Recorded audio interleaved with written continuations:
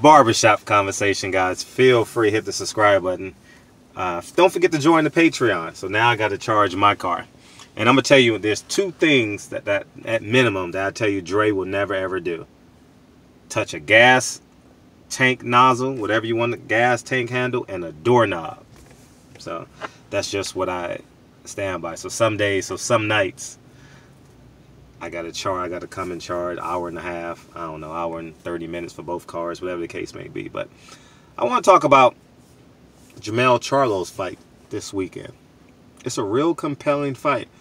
As we getting closer, it's funny how like you organically say when the fight is announced, you immediately just break down the fight just based off of instincts, right? And then as you get closer and closer to the fight, you realize the realistic possibilities of this fight. Jermells Charlo can realistically be outboxed the first half of this fight.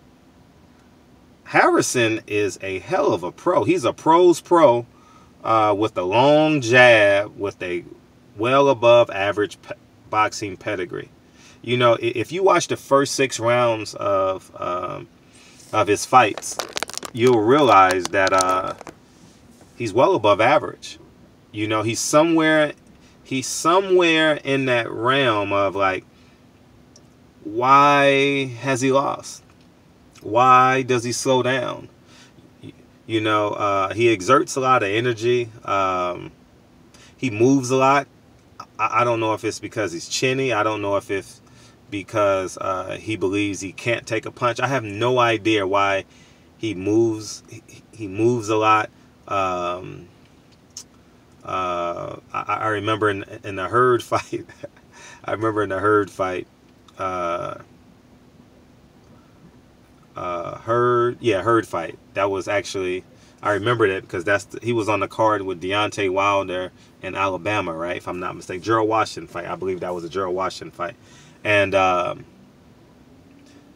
people were yelling at my TV saying, "Hold on, hold on!" I remember that, and he couldn't hold on. You understand? He just got tired, ran out of gas. And I saw the title of the article in Boxing Scene. I saw that, and I haven't read the article yet. And I'm just wondering, has he figured it out? In my interview, in the title, he said he figured it out. In my interview, he said he just didn't know. You know, so I lean on the side of I have no idea. Obviously, Jermells Charlo's the favorite. If I'm betting on this fight, I haven't looked at the odds yet. If I'm not going to New York because the tickets are still coming in around mid 500, so I won't be there. I'm gonna spend that money and spend that time with my family, especially around this holiday season. And if you guys understood the last 45 days of my life, you would. I'm gonna share that video later, but I don't want it to be like a pity video. So I'm gonna wait down the line and tell you guys about mental fortitude and mental toughness, how it can get you through certain obstacles. You understand? But Jermells Charlo is the favorite. Jermells Charlo has a hell of a trainer. When is Derrick James gonna get the credit he deserves, man? Derrick James is one hell of a trainer. Very disciplined, focused. He believes in his style, and it absolutely works.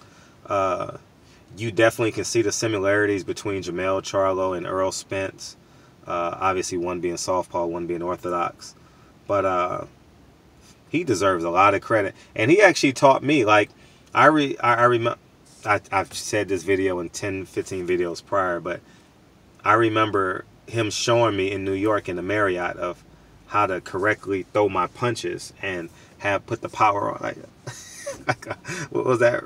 Robo box, whatever you want to call it. Yeah, and he was teaching me how to throw a punch. And I was like, that was interesting, how to get maximum velocity and maximum power in your punches. And I was like, you're making a whole lot of sense in how to create that torque, how to create those vibrations, how to bring it all the way up and leave it at the end of your fist. And we see that a lot in Errol Spence, and we definitely see it in Jermell Charlo. Although he was forcing a lot in the Austin Trout fight, he was forcing the action a little bit, kind of telegraphing his right hand. But he's come to be a very compact fighter. He's stopping a lot of people now, and more important, he's getting knockdowns. I remember early on in his career, he was more of a boxer type, and obviously Jermall was the bigger puncher. But Jermell, I'm interested to see the first. I'm interested in the first 6 rounds of this fight. I'm very interested in the first 6 rounds of this fight. Very, very interested. And the reason why, because I know Tony Harrison is going to be well above average those first 6 rounds. I want to see how he handles that. I believe Jermell Charlo will arguably win going away in the second half of the fight if I had to predict that fight. Let me know if this is a 70-30 fight. If this is a 70-30 fight, I'll do a more intimate breakdown. Well, I mean, this is probably as intimate as it's probably going to get. But if you guys want me to go to tit for tat and how they maneuver in the ring, I'll gladly do that. Or do you think this is an 80-20 fight, 75-25? If it's above 70-30, I'm not doing a prediction on this fight. So let me know if you guys think so. But I'm real interested in the first 6 rounds and how Jermell Charlo handles an above average boxer. Tony Harris, I mean, y'all only seen the last 3 fights of Tony Harrison. I've been watching Tony Harrison for some time. And that Tony Harrison, the undefeated Tony Harrison, was a problem. Was an athletic bastard. You understand? Was an athletic, highly skilled son of a gun. And I don't know if that's gone. He said he made some changes in his camp.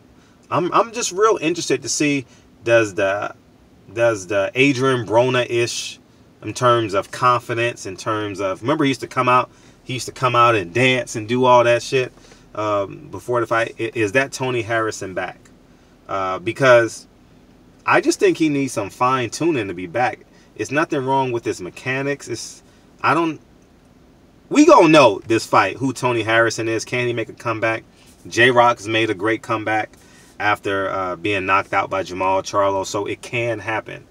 And Jermell Charlo isn't a big puncher, but he's a violent puncher. You understand? So, and what I mean by violent puncher is the fear of being hit, along with being hit, kind of mobilizes you to a certain degree, and it kind of, does something to you, makes you feel worse than what it really is, So it's kind of like when you're waiting on a charge in basketball. You're like, I don't really want to take it, but I got to take it. So it feels worse than what it really is. But anyways, man. So we'll see moving forward. As it relates to Jermall Charlo against Matt Coralball, I honestly, people think Matt Coralball was a better matchup. Maybe he is. He's been around for a minute. Decent fighter. But I would have loved to see, I know that's real similar to Hugo Centeno in terms of not really the power type kid.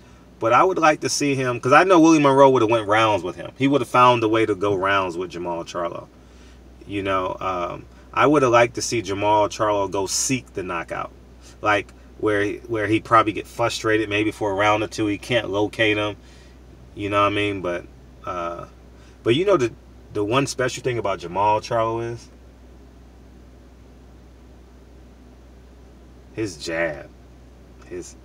His jab is just lights out. Lights out.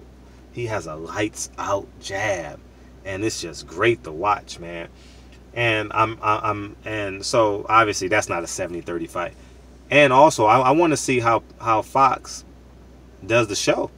I want to see, obviously they'll probably have Mikey Garcia and Errol Spence there because they have a pay-per-view there.